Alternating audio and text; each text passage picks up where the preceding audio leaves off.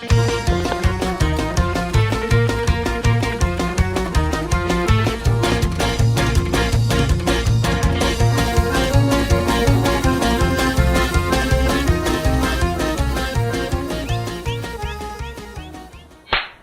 dia, boa tarde, boa noite, galera. Vamos ver o nosso capítulo.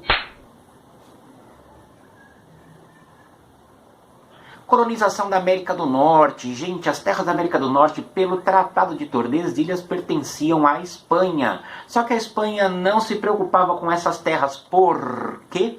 Porque já estava extraindo toneladas de prata no Peru, ouro no México e produtos tropicais nas suas demais colônias na América.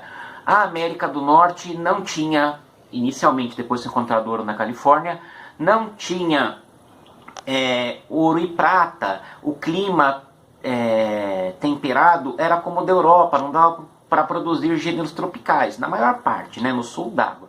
Mas enfim, como os espanhóis estavam tendo muito lucro nas suas colônias americanas, não se importaram com a América do Norte. Os espanhóis ocupavam mais a América Central e do Sul, tá? Então os ingleses mandaram as favas do Tratado de Tordesilhas e começaram a fazer assentamentos de colonos na América do Norte.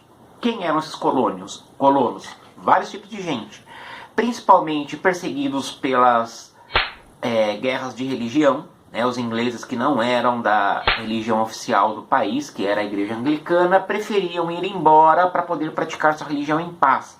Existiam também colonos que queriam novas terras, já que não tinham lá na Inglaterra, país pequeno, não tinha tanta terra assim. E também haviam os trabalhadores que não tinham emprego nem no campo nem nas cidades e foram para a América por servidão de contrato. Alguma companhia privada pagava a sua passagem. Durante 7 anos essas pessoas seriam servos, né? Servos que trabalhavam sem receber. Depois de 7 anos a passagem estava paga, eles recebiam um lotezinho de terra, né? Continuando, então se formou 13 colônias na Inglaterra, né? Tudo na costa leste, né? Massachusetts, New Hampshire, Nova York, Pensilvânia, Maryland, Virgínia, Carolina do Norte, Carolina do Sul, entre outras, tá?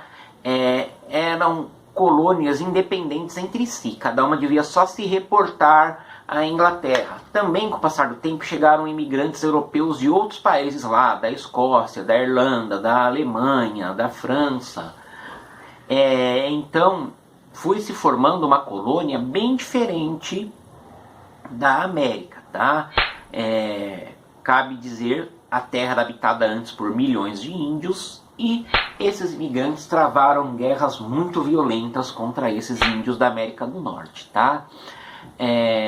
As colônias do centro e do norte, elas eram diversificadas, elas tinham muitos tipos de atividades econômicas diferentes, comércio, pequenos negócios como sapataria, alfaiataria, marcenaria, né? Negócios que geralmente só o dono e seus parentes mais próximos tocavam.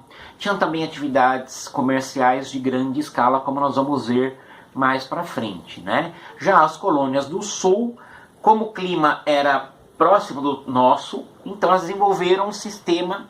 Calma aí, coragem.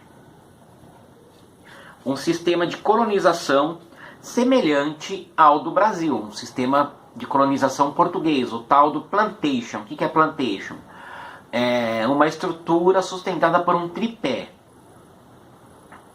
monocultura agrícola, lá no caso algodão e tabaco. 2, trabalho escravo. 3, exportação. Então era uma monocultura com trabalho escravo para exportação. No nosso caso, principalmente no início, foi feito com a cana-de-açúcar. No caso deles, principalmente algodão e tabaco. Trabalho escravo. Dos povos originários que habitavam a América do Norte, nós podemos citar Cherokees, Sioux, Apaches, Chinooks e Iowas, né? Eram povos que habitavam ali a região da América do Norte e que muitos deles foram extintos, né? A América do Norte foi bem cruel com os indígenas, restaram muito poucos por lá. Continuando, é importante a gente entender a questão do comércio triangular. Como era isso? Era um comércio que envolvia Antilhas, África e América do Norte. Por isso que era triangular. Qual que era a ideia? Os navios não poderiam nunca viajar vazios. Assim se dinamizava o frete. A América do Norte, ela comprava da Inglaterra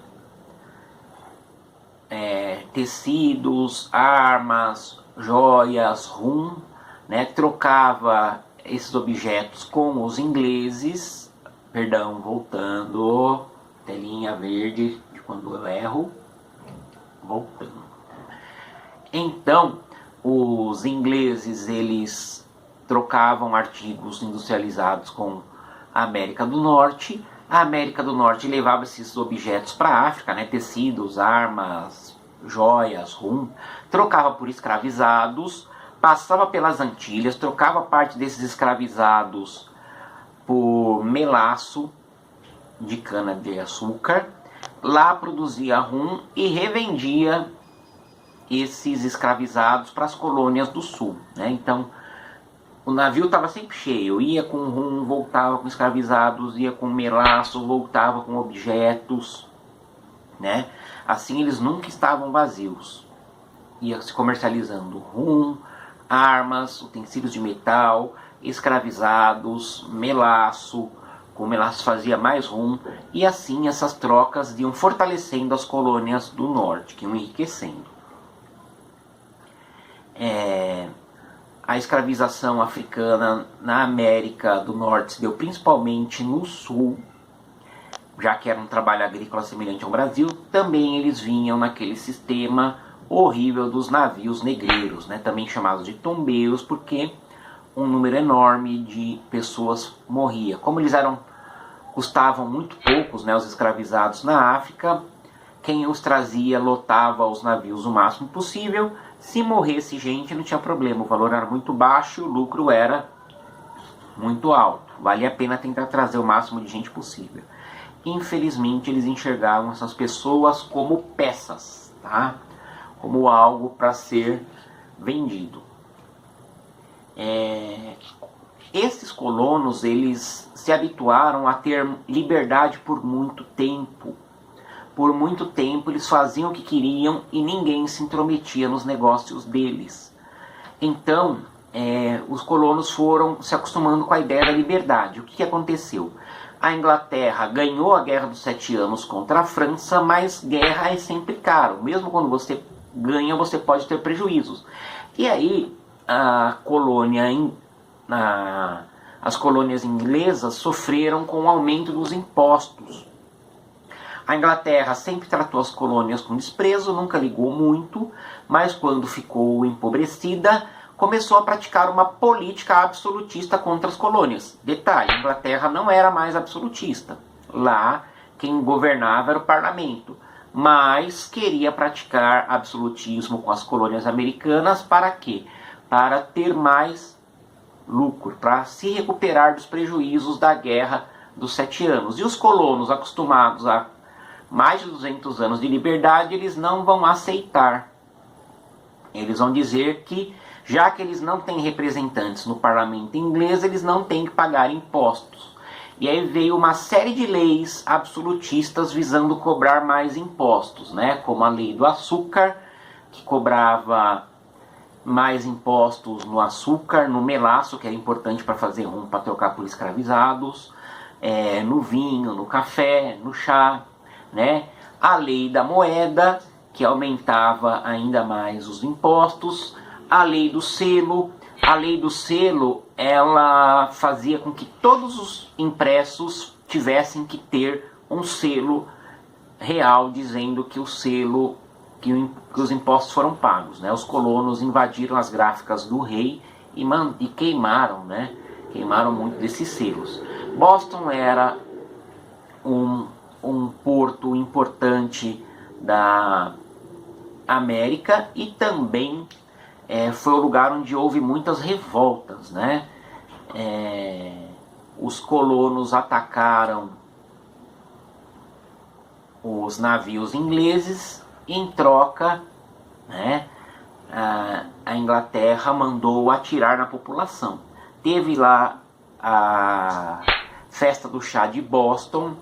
Isso é muito retratado nos filmes, nos desenhos, né? Tem aí o pica-pau disfarçado de índio, né? O que aconteceu? Os ingleses foram atacados pelos colonos americanos. Os colonos americanos se fantasiaram de índios, foram nos navios da West Indian Company, né? A Companhia das Índias Orientais,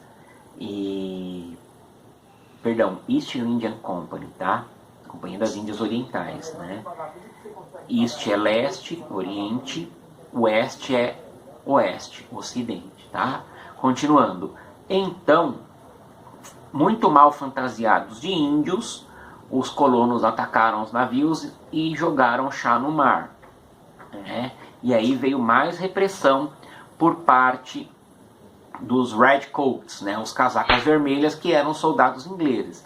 E aí as 13 colônias se organizaram em duas reuniões, em 1774 e 1775, lá na Filadélfia, e decidiram romper com a Inglaterra, né? As tropas foram chefiadas pelo George Washington, um poderoso fazendeiro. E aí a Declaração de Independência foi publicada em 4 de julho de 1776, né? E aí houve uma guerra entre os ingleses e os colonos que durou 6 anos. Quem apoiou muito os colonos foram os franceses. Como a Inglaterra, uma das principais inimigas da França, para a França o prejuízo da Inglaterra seria o seu lucro. Então os franceses mandaram muitas tropas. Esse envio de tropas francesas para ajudar os colonos americanos resultou em muitos problemas futuros para a França. Os soldados absorveram as ideias da independência dos Estados Unidos, né, também chamada de Revolução Americana, e também a França se endividou muito porque foi muito caro mandar esses soldados para a América. Em 1781 foi finalmente assinada a independência das 13 colônias, que passaram a se chamar Estados Unidos da América, né? Foi assinado o Tratado de Paris.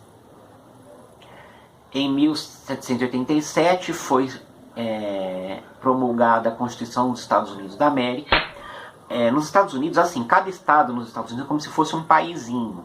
Eles têm essa Constituição que é maior, que vale para todo o país, mas eles têm também a Constituição Estadual. Essa sim, ela é bem grande, com leis específicas. Por isso que tem estado lá que muda a idade mínima para dirigir em relação aos outros. Tem estado que motoqueiro pode usar capacete, tem estado que motoqueiro não pode, né? Tem estado que tem pena de morte, tem estado que não tem estado que tem prisão perpétua, tem estado que não tem estado que o porte de arma é liberado, tem estado que não tem estado em que as pessoas podem consumir bebidas alcoólicas na rua, tem outros estados que não podem. Então as pessoas bebem enfiando a garrafa dentro de um saco. Acho que vocês já devem ter visto isso nos filmes, né? Um saquinho de supermercado com bebida dentro quando alguém quer beber na rua.